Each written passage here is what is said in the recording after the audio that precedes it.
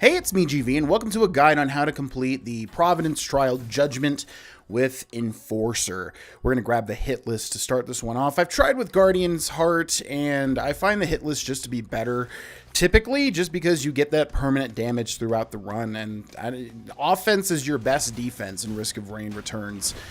So, yeah, welcome to the Enforcer. This one sucks, man. I don't like the Enforcer as a character because I hate being slow in video games typically, and the Enforcer is super slow. You have to really get good at this particular character here by practicing him because he's all about the riot shield and increased attack speed. And yeah, basically this runs a little different because we're going to grab the hard light afterburner when it appears so that we can basically go in and out of our riot shield mode constantly. And this is because if you don't know how this character works, he blocks all damage from the front, which is heavily RNG based because if you get a lot of missile enemies, they're going to hit your back and you're just going to die, which is not fun. But yeah, we start with the hit list so that we get permanent damage throughout the run. The hit list seems to be the best. It's funny how much I've seen other people say that always choose Guardian's Heart. In my opinion, always choose hit list, man, because so far hit list has not disappointed. But yeah, so if you're not familiar with the Survivor's kit, he's got like a shield bash that bashes enemies away, which is very meh. I only use it when there's a lot of enemies in front of me or I really want to bash somebody away. And then his ultimate is like a little rocket grenade or a little, bouncing grenade that just basically acts like his primary attack, which is a shotgun blast that hits everything in front of you.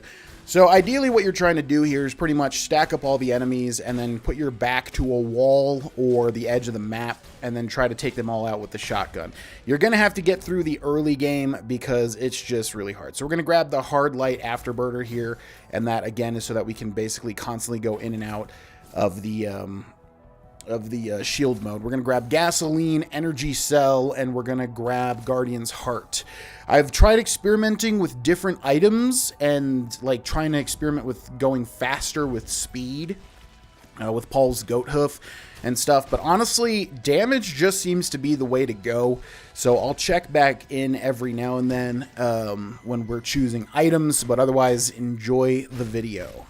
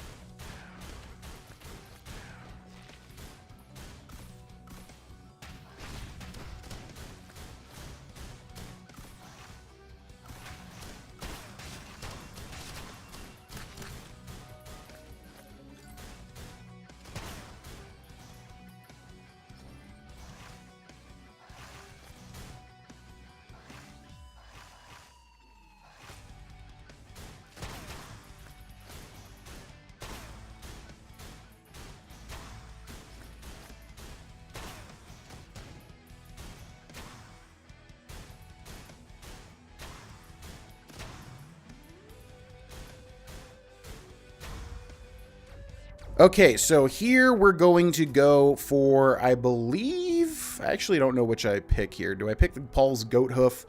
I think I do, yeah, because I already have the energy cell, and it's good to be a little bit faster with this character. We're going to go for Lensmaker's glasses. I'm going to go for the typical DPS build just because It seems to be better than the bleed build. I've seen bleed builds work as well. I'm going to go for the golden gun here. Yeah, I'm going to go for just typically what I go with all my other characters. Just because, again, that damage DPS output, especially when you're in riot gun mode, riot shield mode, is, again, offense is the best defense in Risk of Rain. So, yeah, we're just going to go for the Unstable Watch and use it whenever we are in danger or whenever we can DPS down a boss, pretty much.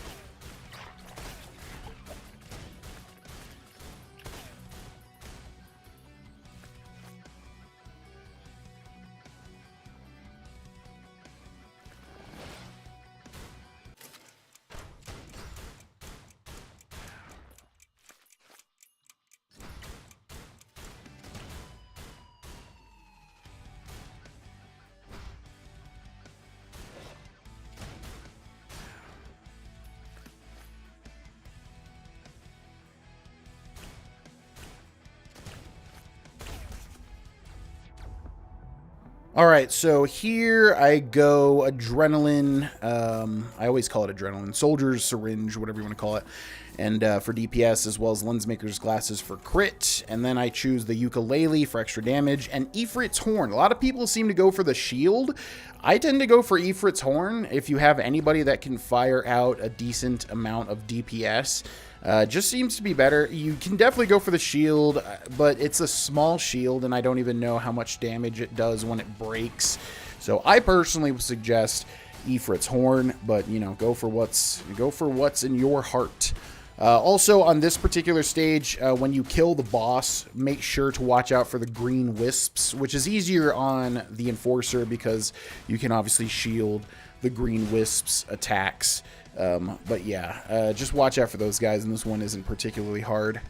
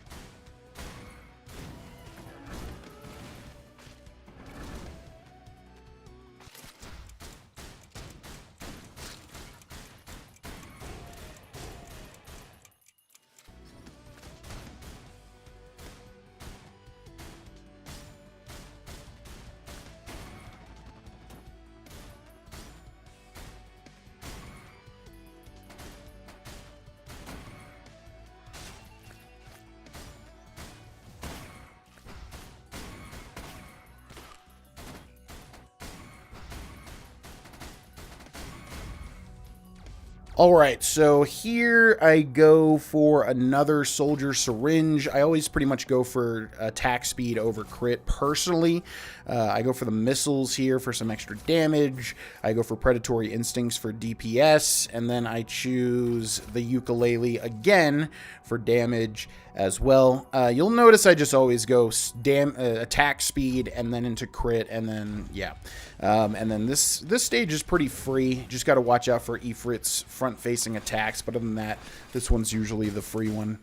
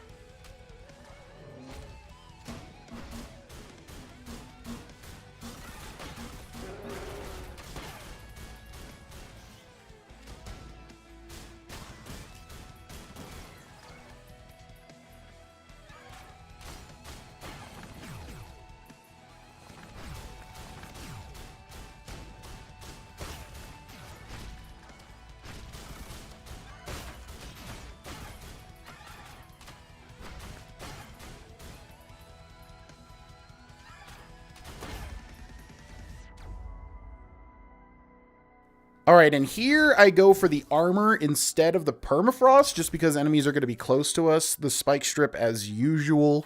And then here I choose another soldier syringe.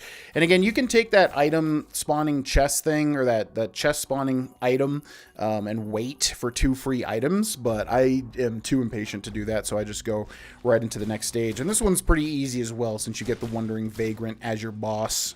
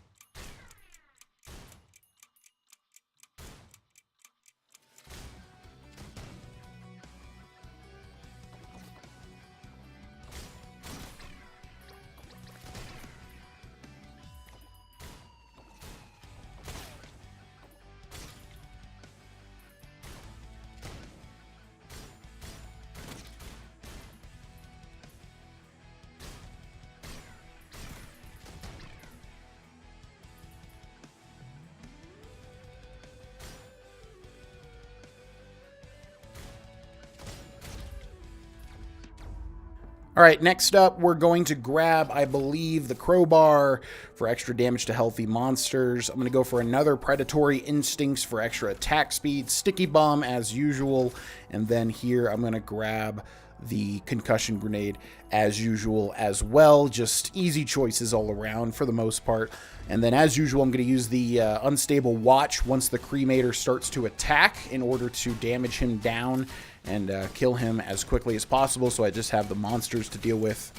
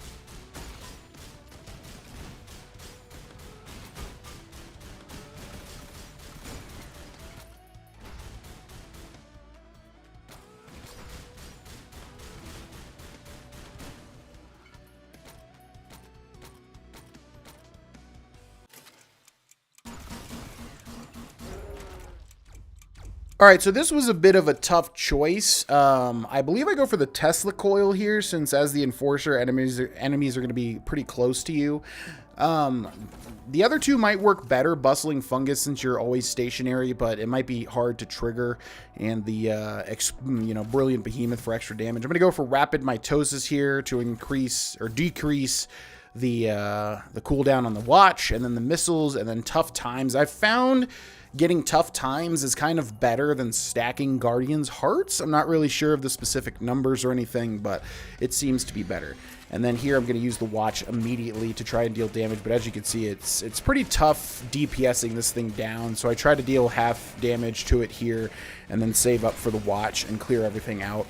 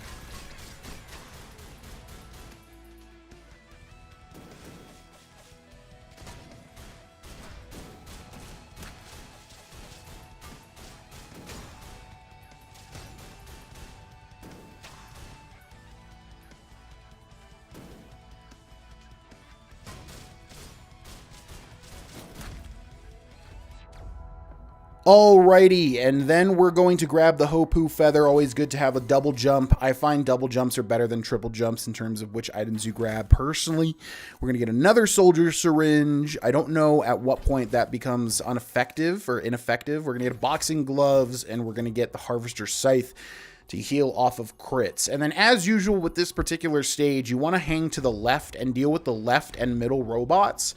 You do not want to aggro the right robot, just because, again, if you're dodging 3 different robots' blasts, you're going to die so quick. It's not even funny. So I use the watch here to make sure that I get rid of these 2 robots, just because the robots are the scariest part of this entire stage. Everything else is relatively easy, including the imp boss.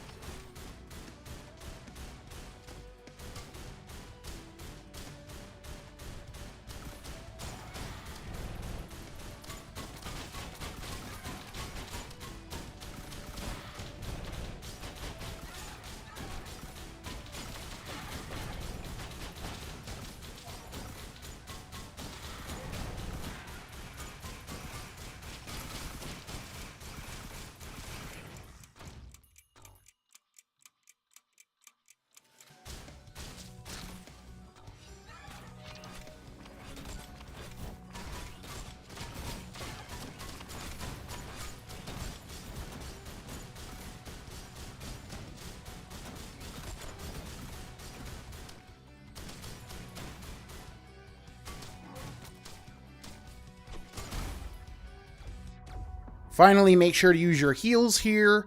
And then we're going to grab the Guardian's Heart for a little bit extra shield. Still don't know what this item does. I still haven't looked it up. It just, it seems to me to be better than the other 2 items. Go for the Scarf and then go for the Harvester's Scythe. And then we have the fight against 4 survivors and Providence. Typical Providence fight. Definitely Providence. You want to practice on like a normal run to get the hang of if you're not good at him yet. The only thing that really changes for the Enforcer fight is I try to put my back to a wall, which is really risky because it's very hard to tell if someone's going to hit you in the back. And then I try to strategically use the stopwatch at certain points. I think I fail here, and I use it when he's invincible, which basically makes it useless. But yeah, I try to put my back to the wall here and try to deal as much damage as I possibly can. You can see our damage is pretty good, and other than that, it's a typical Providence fight. So hope this guide helped. Thanks so much for watching. Please support the video, the channel, the series by leaving comments and likes. You can check out the Patreon if you'd like your name to be in the credits, as well as access to all 7 of my channels. Thanks so much for watching, and good luck.